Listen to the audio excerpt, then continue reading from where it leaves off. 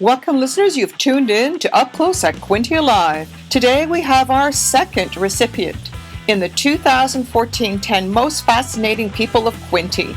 Adam Short, born and raised in Belleville, Ontario, has overcome unbelievable odds. You want to listen to this less than 8 minutes interview to the last second. You'll be surprised by what you learn.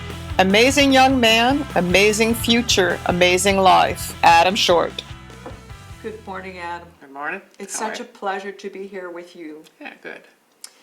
You are one of 2014's 10 most fascinating people of Quinte, without a doubt. Well, some people say I'm interesting, I guess, yeah. Oh, and humble. Humble, yeah. You were nominated by your co-workers, and I can see why. Yeah. Now, something happened to you when you were 23 years old. You're 33 now. Yeah. You said you were working in the United States. You're a Belleville man. Yeah, grew up in Belleville. Grew up in Belleville. And I won't even say it. You can tell the story. I don't know how you can give us the short version on something so big. Well, basically, I after high school, I went to Lindsay and did college at Sir Sanford Fleming College for drilling and blasting. And I moved down to Baltimore, Maryland after that and became a driller for an environmental company, taking soil samples. And I was there traveling throughout the States for them for about a year and a half. And then I was involved in a motorcycle accident. And that, I crushed my neck and kind of leaving me a C6, C7 quadraplegic, meaning I don't have movement in my hands and my legs, so I don't have any movement or feeling from my chest down. So I did a year in the hospital stint, which was very interesting. And then after the year, I returned home, and my girlfriend at the time and I thought, after a year of the hospital, we need to get away. So we took a vacation. I booked a cruise, and her and myself went on the cruise, and it was definitely a learning experience. Not everything went nice and smooth as you think it would. They lost my wheelchair when I arrived at the airport in Fort Lauderdale. So we found that 2 hours later and lost and found. And then the second day of the cruise, I got a flat tire on my wheelchair. So didn't know what to do there because not like I have a spare.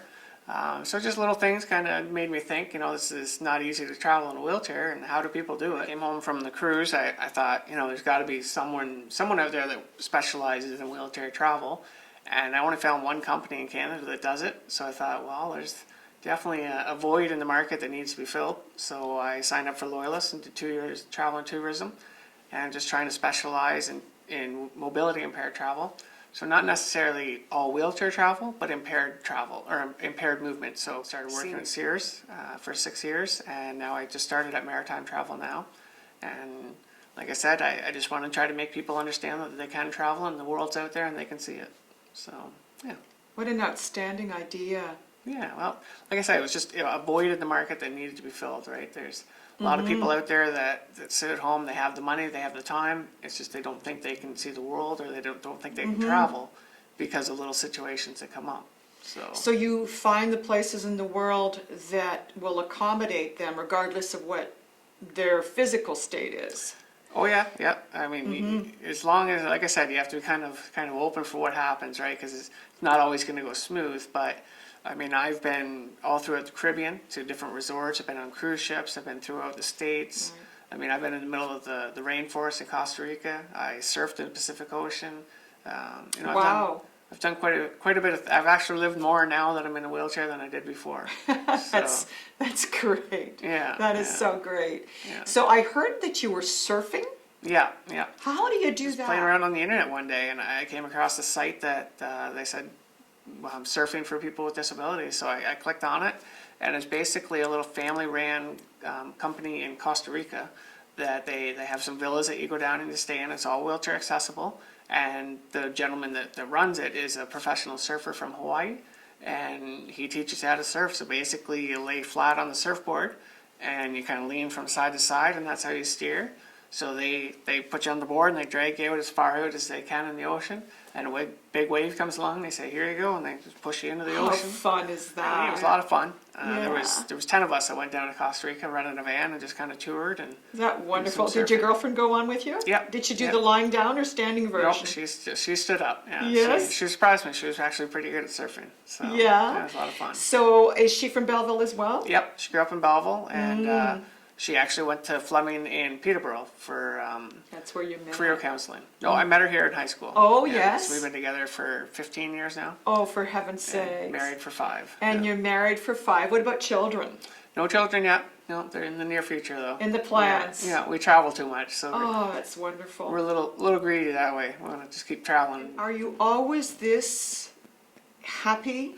Yeah, You're- I guess so. Yeah, You seem like a very content, happy person. yeah. You've overcome this, haven't you? What about developments in science and medicine? Are you looking at that closely, or? I kind of keep track of what's going on out there. There's Mm-hmm. a lot of improvements with stem cell research. Right. That, or they've actually just brought out, I think it's called an electric skeleton. So it's basically a suit that you can wear that helps you move. So you can actually stand up, and this suit will take steps for you. Wow. And so they actually had a gentleman that he was paralyzed for I think 4 or 5 years, and he's been the one that's been trial for the suit, Mm-hmm. and it actually works. So he's able to stand up and walk and take steps. Wow, I read that, and there's quite a few things going on. A lot of it is stem cell, yeah. A lot of stem cell. Mm-hmm. There was another one where, so basically there's a break in my neck where the spinal cord, so the signal can't go from one spot to the next because Right. there's a break.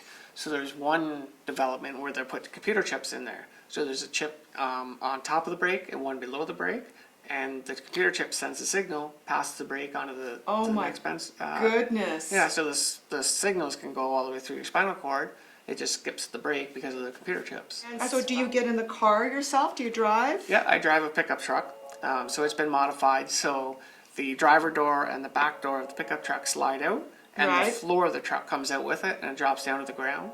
And I back onto a little platform, and it lifts me up, and then it closes back in. So I'm sitting in my wheelchair in the driver's spot. Because it's not necessarily everybody in a wheelchair that I want to help out. You know, there's a lot of seniors that are or the baby boomers that are aging now, and you know they're going to have money and time to travel, but they necessarily don't want to walk up 200 steps to go to the beach or go to dinner or something like that, right? So, Right. you know, I try to help out anybody that just needs a little bit extra care to travel. That's So, wonderful. Yeah. Adam Short, such a pleasure. Yeah, very nice to meet you, Thank too. you so much. And